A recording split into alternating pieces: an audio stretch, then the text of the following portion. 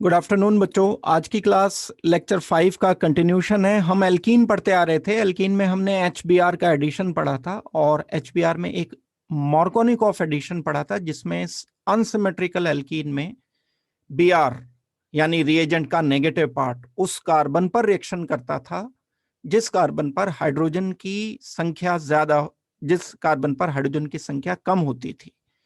ये हमने एक मार्कोनिकॉफ रूल पढ़ा था।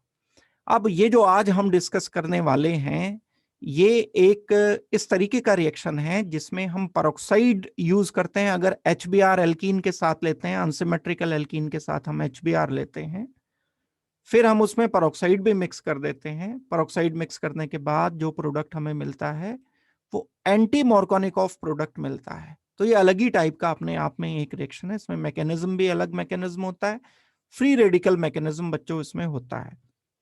तो ये रिएक्शन मैं शुरू करने वाला हूं। जो एल्कीन का आपका ये रिएक्शन है वो कुछ इस तरीके का रिएक्शन है कि हम HBr का एडिशन करेंगे।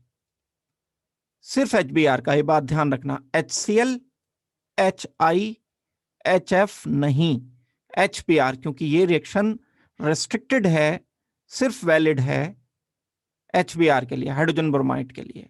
और किस पर करना है हमें ये एडिशन? अनसिमेट्रिकल एल्कीन पर। ये आप जानते हो एक एल्कीन ऐसा होता है अनसिमेट्रिकल जिसमें दोनों तरफ एल्काइल ग्रुप अलग अलग होते हैं।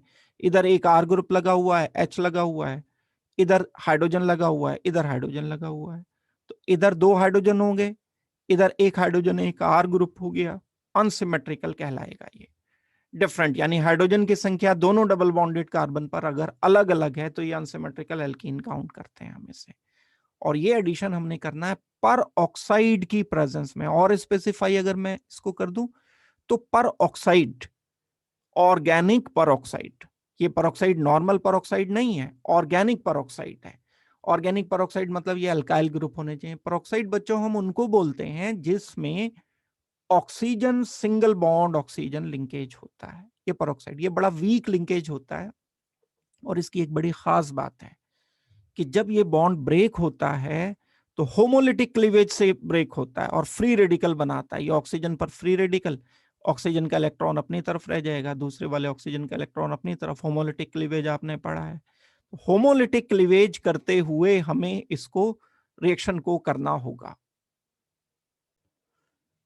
होमोलिटिक क्लीवेज ये ऑर्गेनिक पेरोक्साइड में है, जैसे R oxygen single bond oxygen and R।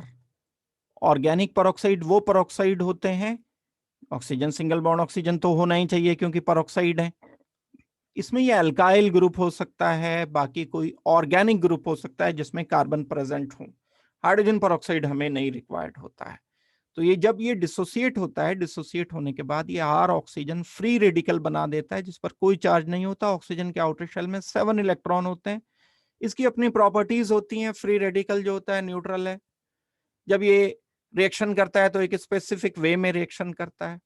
तो पेरोक्साइड लेने से सिर्फ इतना मतलब है कि ये फ्री रेडिकल रिएक्शन को इनिशिएट करता है। देखते ही आपको समझ जाना चाहिए पेरोक्साइड को कि ये फ्री रेडिकल रिएक्शन इनिशिएट करेगा। इसको हम और क्या बोल सकते हैं इसके अलावा? इस अनसिमेट्रिकल एल्कीन पर पेरोक्साइड के प्रेजेंस में HBr का एडिशन करने को और क्या बोला जाएगा? एंटी मार्कोनिकॉफ एडिशन या पेरोक्साइड इफेक्ट। ये इसका इफेक्ट है ना, इसकी प्रेजेंस में हो रहा है तो पेरोक्साइड इफेक्ट बोल दिया, या इसको खैरश इफेक्ट भी बोल रहे होते हैं हम।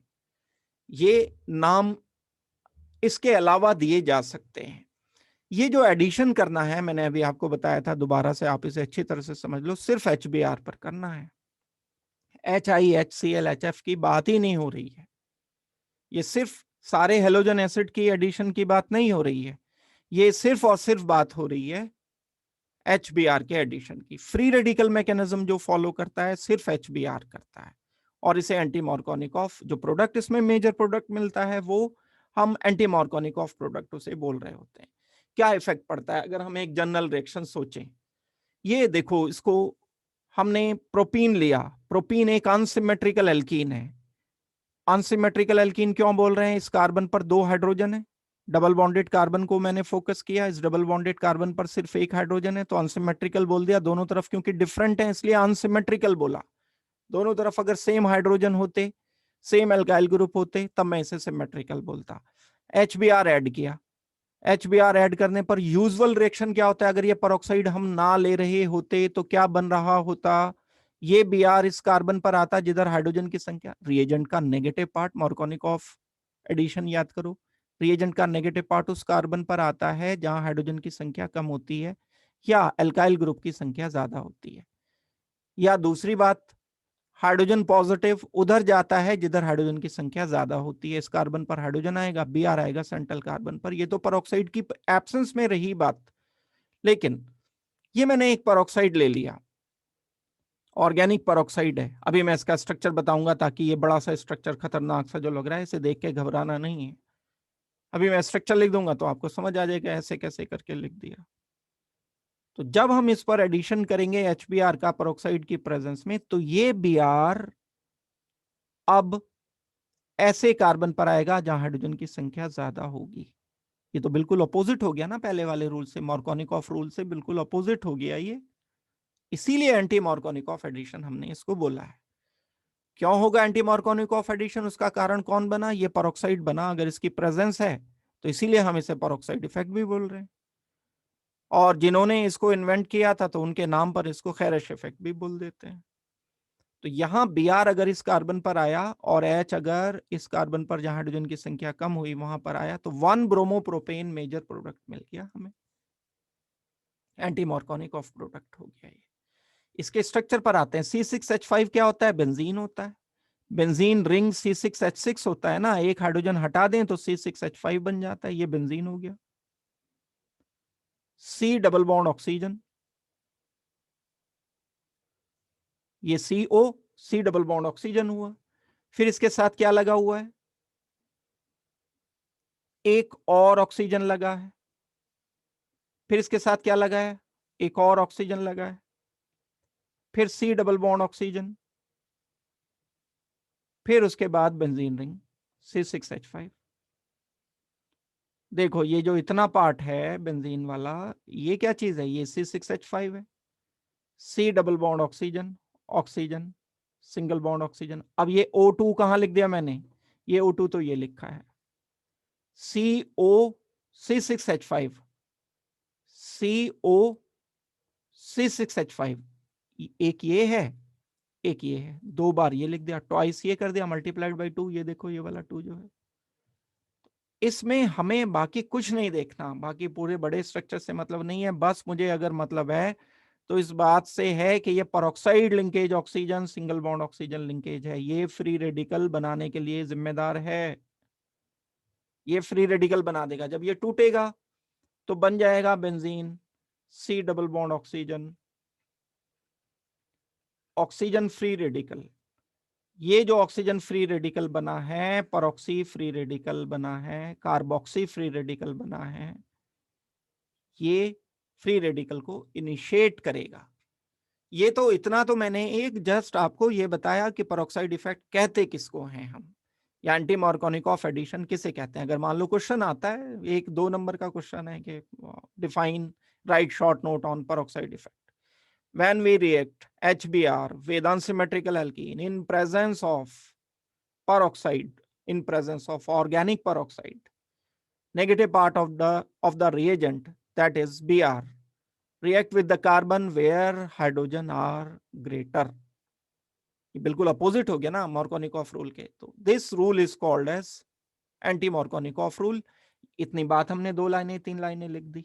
अब दूसरी बात हम क्या करेंगे, दूसरी बात हम इस एग्जाम्पल को लिख देंगे तो हमें 2 नंबर पूरे मिल जाएंगे। इस तरह से ये तरीका रहेगा करने का। वेल, अब हम आते हैं इसकी डिटेल पर, मैकेनिज्म पर आते हैं कि मैकेनिज्म हम इसका किस तरह से फॉलो करेंगे।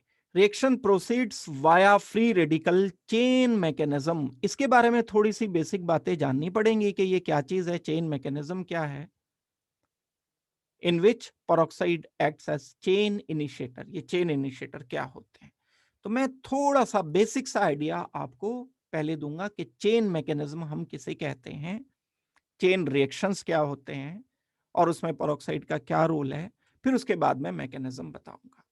जो फ्री रेडिकल मैकेनिज्म होता है उसमें 3 स्टेप्स होते हैं हमेशा।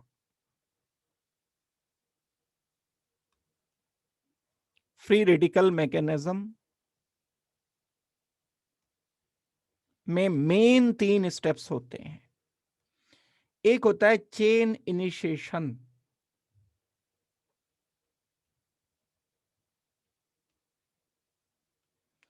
चेन इनिशिएशन का मतलब यह है कि चेन स्टार्ट होती है, हमें कहां से चेन शुरू करनी है।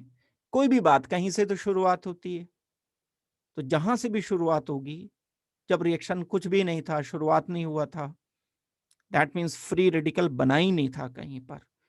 तो जो भी रिएक्शन जिसमें सबसे पहली बार फ्री रेडिकल बनेगा, वो वाला स्टेप चेन इनिशिएशन स्टेप कहलाता है। नाम से पता चल रहा है, इनिशिएट करना, शुरुआत कर देना किसी चीज की। तो पहला तो स्टेप होता है इसका बच्चों, चेन इनिशिएशन।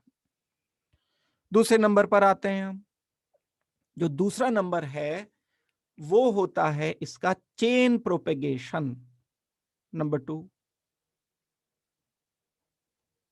चेन प्रोपेगेट होती है। क्या मतलब है चेन प्रोपेगेशन का? प्रोपेगेट करना, बढ़ा देना किसी बात को, आगे प्रोसीड कर देना किसी बात को। वर्ड का मीनिंग समझो प्रोपेगेशन का। जैसे किसी के दिमाग में एक आइडिया आया, तो सबसे पहले तो उसके दिमाग में आया, इनिशिएट हो गया कुछ।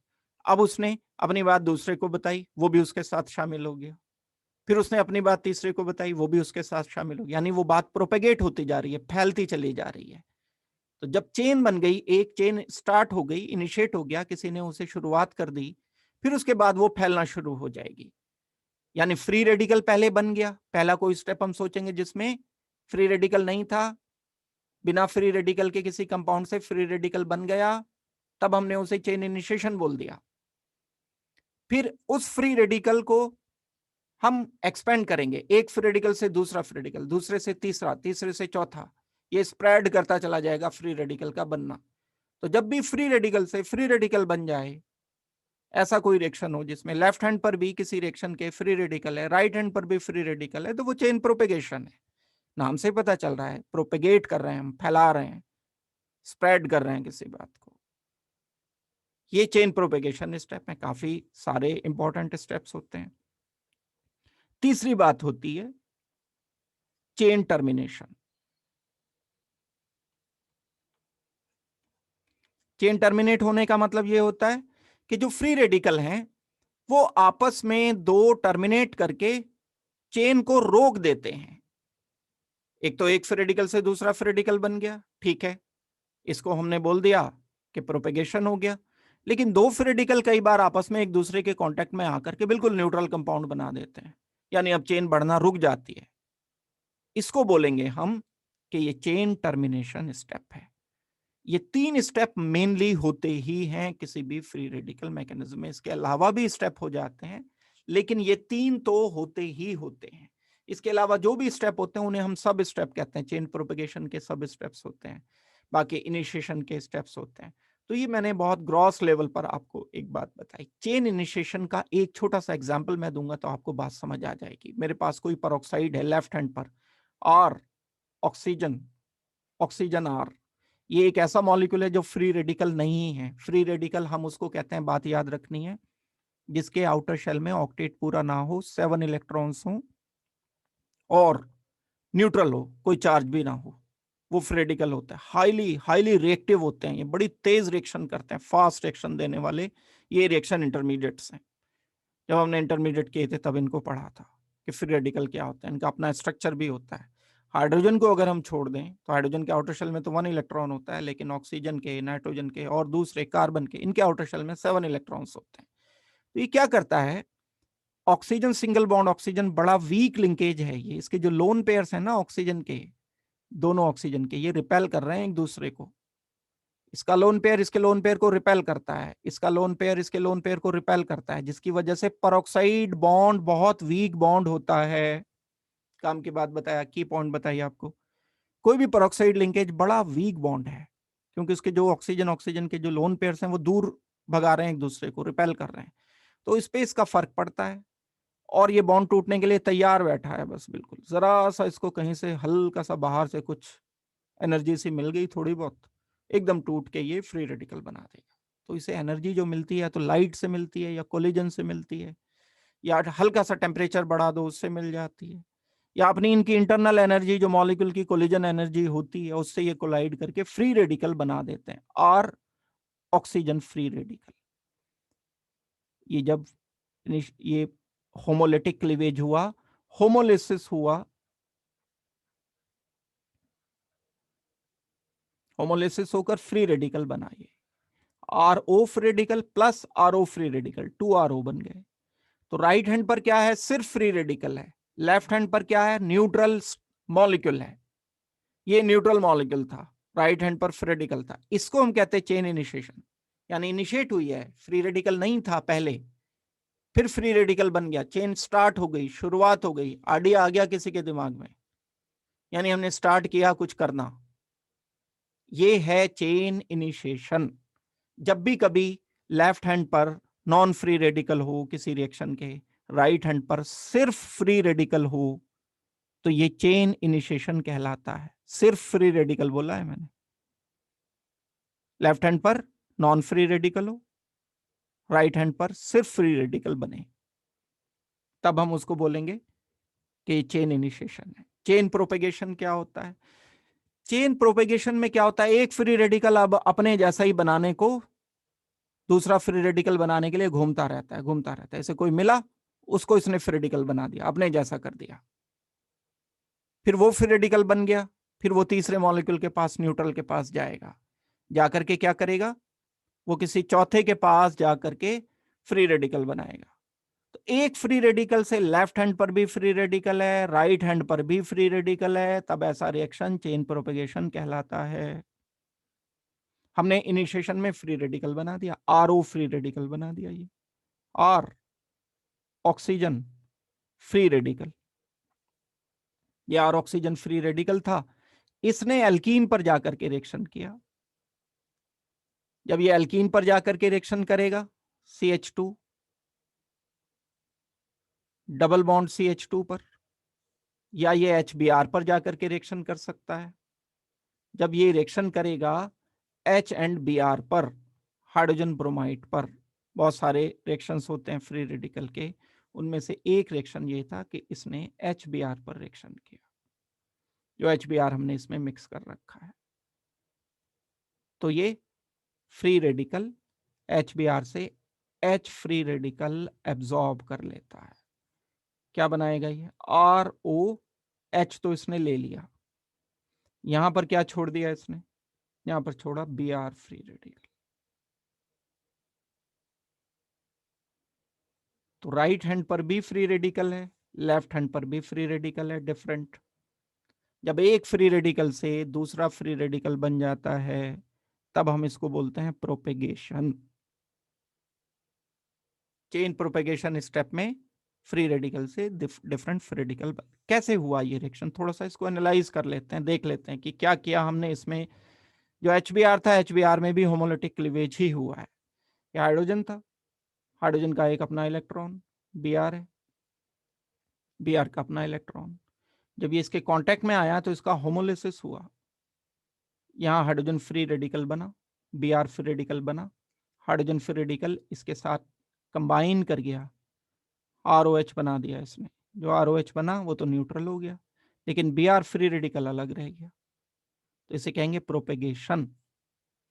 टर्मिनेशन पर आते हैं। टर्मिनेशन क्या है, टर्मिनेशन स्टेप में हम बिल्कुल ऑपोजिट स्टेप करते हैं इनिशिएशन के। ये जो हमने इनिशिएशन किया था, इस चेन इनिशिएशन को अपोजिट अगर करते हैं, दो को फ्री रेडिकल को कंबाइन करते हैं, मान लो Br है आपके पास, एक और Br है, इसका ऑक्टेट पूरा नहीं है, 287 कॉन्फिग 288 2818 एंड 8, बल्कि 7 इलेक्ट्रॉन इसके आउटर शेल में, जो भी कॉन्फ़िगरेशन है आउटर मोस्ट शेल में इसके 7 इलेक्ट्रॉन आ गए।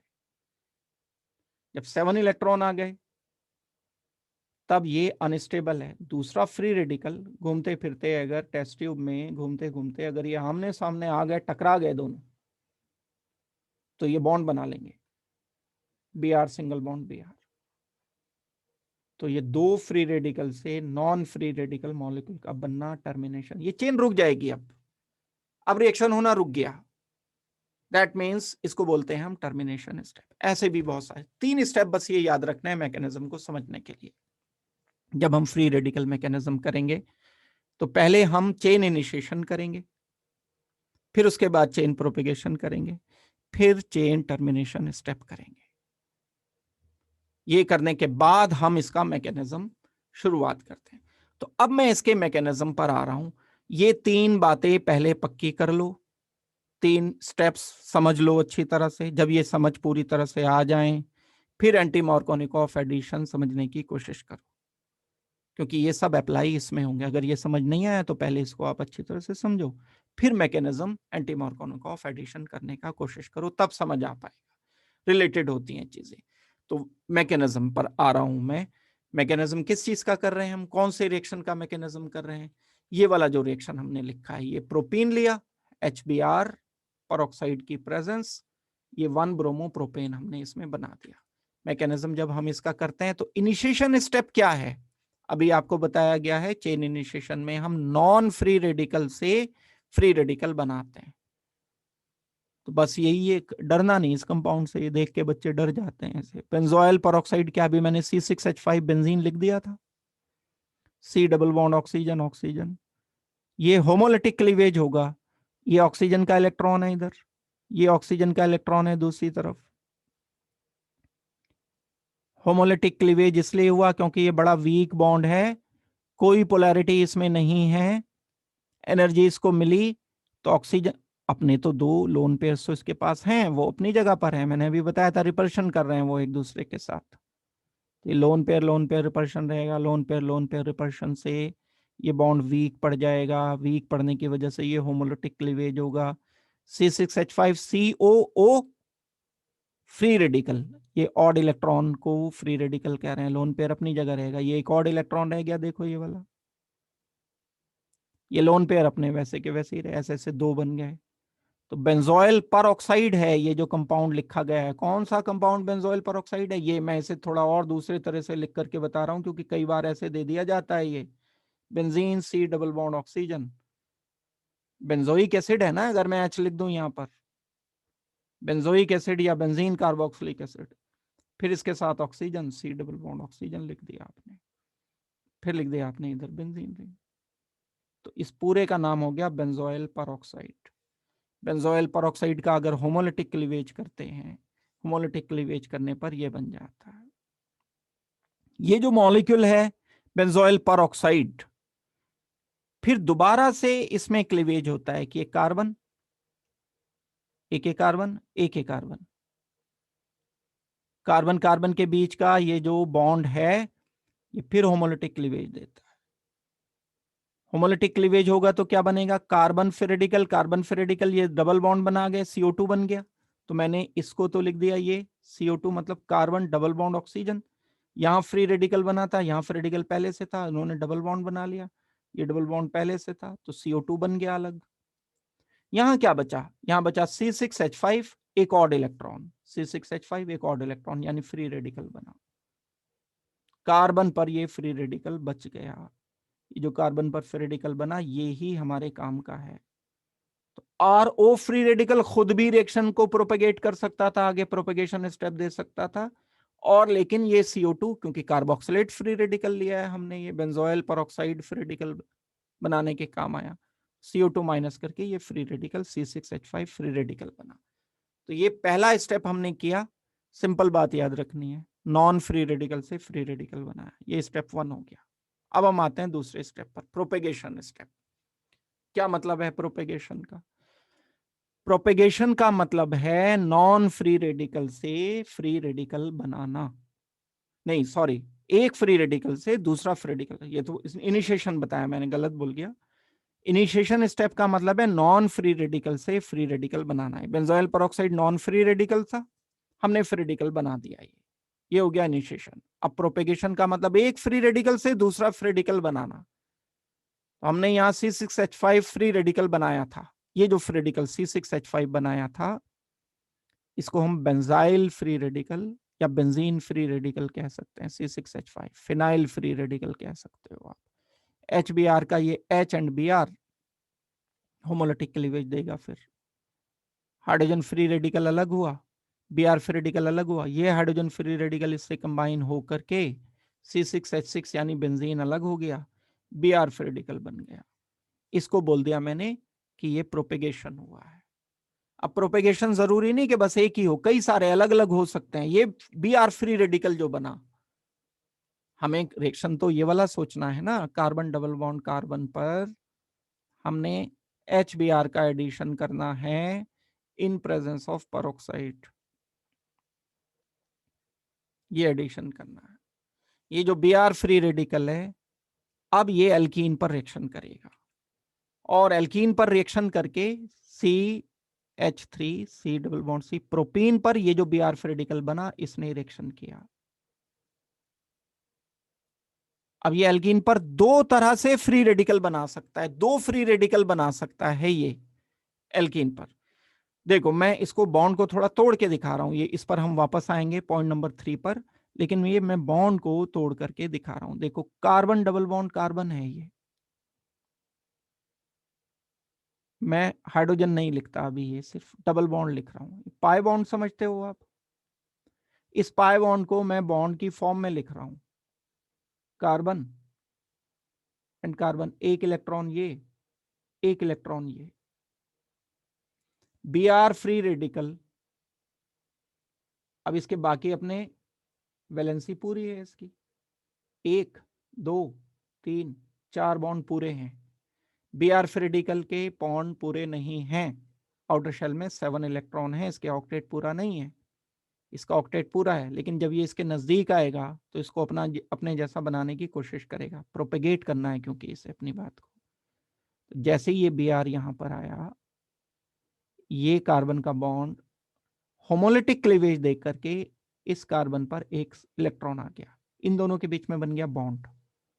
ये वाला इलेक्ट्रॉन रह गया यहां, यहां वैलेंसी है, वैलेंसी है, वैलेंसी है, तो क्या बना, एक बन गया कार्बन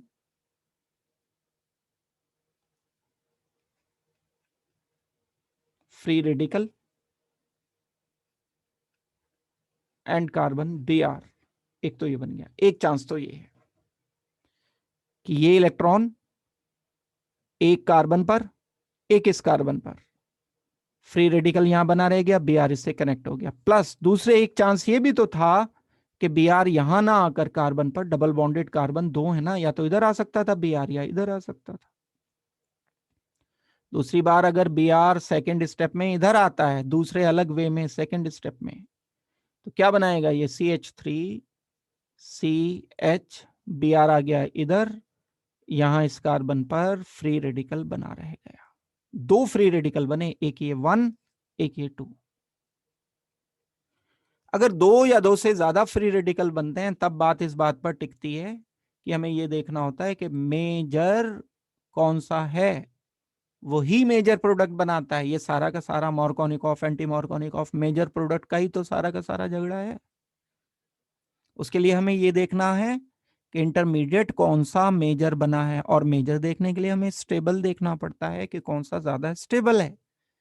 स्टेबल इन दोनों में कौन सा है, 1 में एंड सेकंड में, ये तो प्राइमरी है, कार्बन पर 2 H हैं और इस कार्बन पर एक कार्बन लगा है, दिस इज प्राइमरी। ये तो लेस स्टेबल रेडिकल होता है, आपने स्टेबिलिटी पढ़ी है, टर्शियरी रेडिकल ज्यादा स्टेबल होते हैं देन सेकेंडरी देन प्राइमरी, ये ऑर्डर ऑफ स्टेबिलिटी है।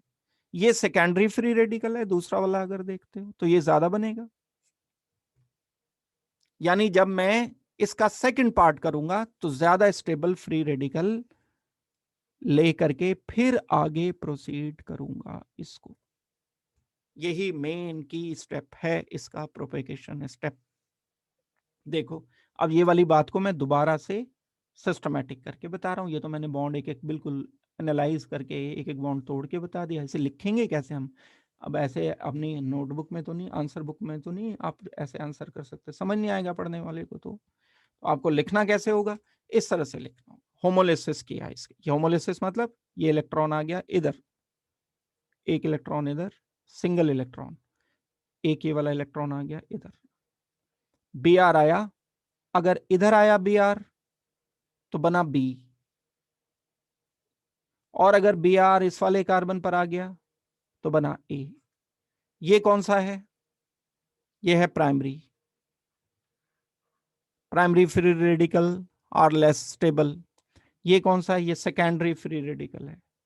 Secondary free radical are more stable, ये भी आप जानते हो। तो बी एंड ए ये दो बन गए, इनको देखो, ये मोर स्टेबल है, ये लेस स्टेबल है। तो ये ज्यादा बनेगा, ये ज्यादा बनेगा तो इसका कॉरेस्पॉन्डिंग प्रोडक्ट आगे फ्यूचर में ज्यादा होगा। ये मेजर पार्ट है। यानी अगर मैंने इसके 100 मॉलिक्यूल लिए तो बीआरसी रिएक्शन होने के बाद मान लो 80 ये बने, पता नहीं कितने बनेंगे लेकिन मैं समझाने के लिए बता रहा हूँ। ये 20 बन गए, ये 80 बन गए। 100 में से 80 फ्री रेडिकल बी बने, यानी सेकेंडरी बने, जो ज्यादा स्टेबल है वो बने। 20 बन गए ये जो प्राइमरी फ्री रेडिकल है। अब यहां से चलेगा मेजर प्रोडक्ट, ये देगा मेजर प्रोडक्ट, ये तो माइनर देगा क्योंकि बना ही कम है, ये शुरुआत में ही कम बना, तो फिर माइनर ही देगा ये तो प्रोडक्ट। एक और होता है थर्ड के बाद प्रोपेगेशन, ये प्रोपेगेशन ही तो हुआ। अगर मैं इसे इस कैटेगराइज करना चाहता हूं तो बीआर फ्री रेडिकल से एल्काइल फ्री रेडिकल का बनना, एक फ्री रेडिकल से दूसरा फ्री रेडिकल जब बनता है तब हम उसे क्या कहते हैं? प्रोपेगेशन कहते हैं। तो प्रोपेगेशन स्टेप हुआ ये। प्रोपेगेशन का ही एक चौथा स्टेप है ये जो मैंने बनाया फ्री रेडिकल सेकेंडरी मेजर लेकर के। ये वाला स्टेबल वाला था, देखो इसकी बात कर रहा हूं, इसकी बात कर रहा हूं, ध्यान रखना है। ये वाला उठाया मैंने, कॉपी किया और आगे ले जाके पेस्ट कर दिया, ये पेस्ट कर दिया यहां। ये सेकेंडरी तो है, ज्यादा स्टेबल जो था।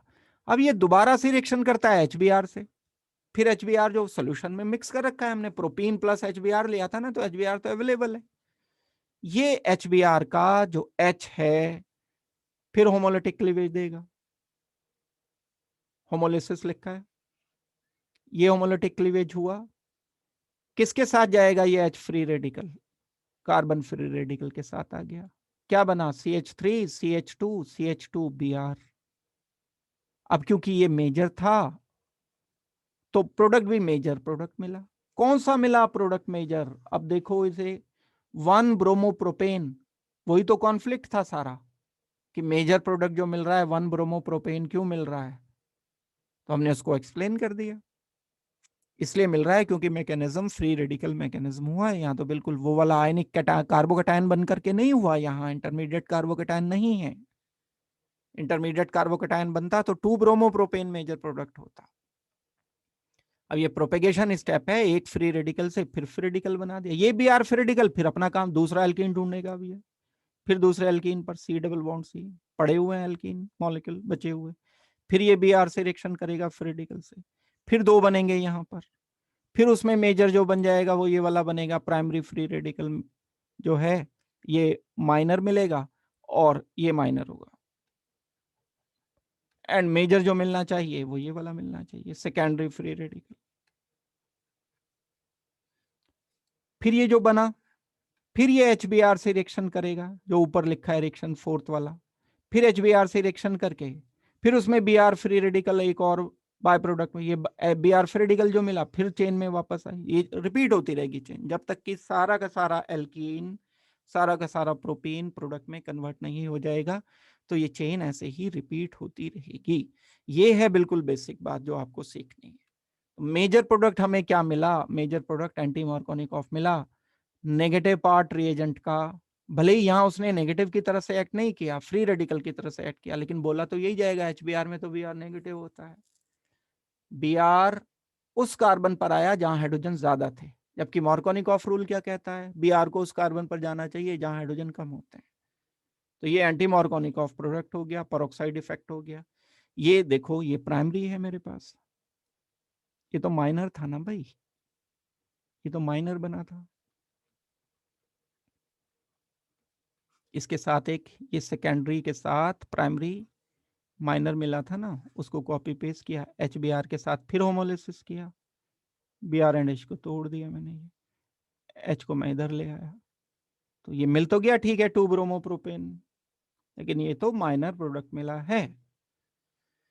इसलिए हम इसको बोलेंगे कि पेरोक्साइड की प्रेजेंस की वजह से हुआ ये सारा कुछ। ना तो पेरोक्साइड होता, ना वो Br2 के साथ रिएक्शन करके Br फ्री रेडिकल बनाता, ना Br फ्री रेडिकल फिर आगे प्रोसीड करता है इस तरीके के रिएक्शन को। ये जो रिएक्शन किया है, सॉरी HBr के साथ जो पेरोक्साइड फ्री रेडिकल बनता है वो HBr के साथ रिएक्शन करके Br फ्री रेडिकल प्रोसीड करता है, बनाता है। तो ये जो सारा का सारा इशू क्रिएट हुआ है ये पेरोक्साइड की वजह से क्रिएट हुआ है। पेरोक्साइड अगर नहीं होता तो HBr तो सीधे सीधे आयनाइज हो रहा था H पॉजिटिव Br नेगेटिव में, वो आयनिक मैकेनिज्म शो करता। लेकिन पेरोक्साइड की प्रेजेंस की वजह से, क्योंकि पेरोक्साइड खुद चेन इनिशिएशन करके फ्री रेडिकल एक बना लेता है और वो फ्री रेडिकल HBr से रिएक्शन करके फिर Br फ्री रेडिकल बना लेता है। ये Br फ्री रेडिकल आगे फिर एल्कीन पर रिएक्शन को प्रोसीड करके anti Markovnikov product major product बनाता है। ये सारा का सारा इशू है जो कि हमें देखना है। यहां तक हमारा आंसर तो एक्सप्लेन हो गया, लेकिन फिर भी क्योंकि चेन रिएक्शन में एक लास्ट स्टेप होता है टर्मिनेशन, टर्मिनेशन के बहुत सारे स्टेप्स बनते हैं। बाय प्रोडक्ट के लिए हम एक्सप्लेन करेंगे। ये Br आपस में कंबाइन होकर Br2 बाय प्रोडक्ट भी बन जाता है। कभी कभी हम लिखते नहीं है इसे मेन रिएक्शन में, लेकिन ये बाय प्रोडक्ट होता है। इसके अपने कॉन्सिक्वेंसेज होते हैं, अपना एल्कीन पर भी ये रिएक्शन करके Br ला सकता है।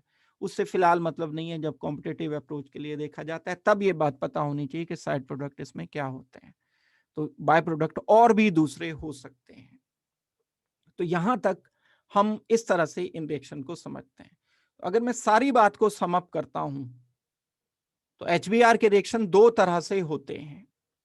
एक तो अगर पेरोक्साइड नहीं है, पेरोक्साइड नहीं है तो ये मैकेनिज्म होगा ionic mechanism, H positive and Br negative में टूटेगा। सम अप कर रहा हूं मैं बात को, H पॉजिटिव बनाएगा Br नेगेटिव बनाएगा हेक्स 1 इन में, तो Br तो इस कार्बन पर आएगा। अब मार्कोनिकॉफ रूल के according this will be major product, इसको हम माइनर नहीं कहेंगे। ये मैकेनिज्म होगा आयोनिक मैकेनिज्म, यानी इसका इंटरमीडिएट क्या होगा? आयनिक मैकेनिज्म का मतलब है intermediate is reaction, intermediate is carbocation. पहले ये टूटकर H पॉजिटिव Br नेगेटिव बनाएगा, ये H पॉजिटिव एल्कीन पर रिएक्शन करके कार्बोकैटायन बनाता है, फिर रिएक्शन प्रोसीड होता है जिसे हम आयनिक मैकेनिज्म कहते हैं। लेकिन अगर यही रिएक्शन हम पेरोक्साइड की प्रेजेंस में करें, पूरी डिटेल जो हमने की वो पेरोक्साइड का यहाँ स्ट्रक्चर लिख करके, मैकेनिज्म के बिना अगर मैं बताऊं आपको, HBr पेरोक्साइड की वजह से अब ये फ्री रेडिकल बनाएगा। पहले पेरोक्साइड फ्री रेडिकल बना, फिर उसने CO2 लूज किया, फिर एक बेंजीन फ्री रेडिकल बना। ये फ्री रेडिकल HBr से रिएक्शन करके Br फ्री रेडिकल बनाता है। यहां पर ये Br फ्री रेडिकल एल्कीन पर रिएक्शन करेगा। Intermediate of reaction is free radical.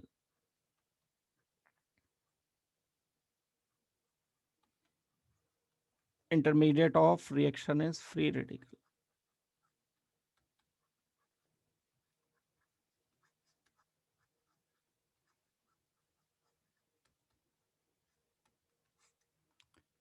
और अगर इंटरमीडिएट फ्री रेडिकल है तो यहां मैकेनिज्म अलग होने की वजह से 1 ब्रोमोहेक्सेन मेजर प्रोडक्ट मिलता है। तो फ्री रेडिकल मैकेनिज्म कारण है, पेरोक्साइड प्रेजेंट होने की वजह से फ्री रेडिकल मैकेनिज्म होता है। पेरोक्साइड नहीं होता तो HBr से आयोनिक मैकेनिज्म होता। तो ये मैंने आपको एक रिएक्शन एक्सप्लेन किया है। अनसिमेट्रिकल एल्कीन पर HBr का एडिशन पेरोक्साइड की प्रेजेंस में फ्री रेडिकल होने के कारण एंटी मार्कोनिकॉफ प्रोडक्ट मिलता है। पेरोक्साइड प्रेजेंट नहीं होता तो मार्कोनिकॉफ प्रोडक्ट मिल रहा होता। तो आज की क्लास में हम इतना ही करते हैं। Thank you very much. इसको बड़ी अच्छी तरह से लिख करके, बहुत अच्छी तरह से लिख करके आप तैयार करना। Good luck for the day. Thanks.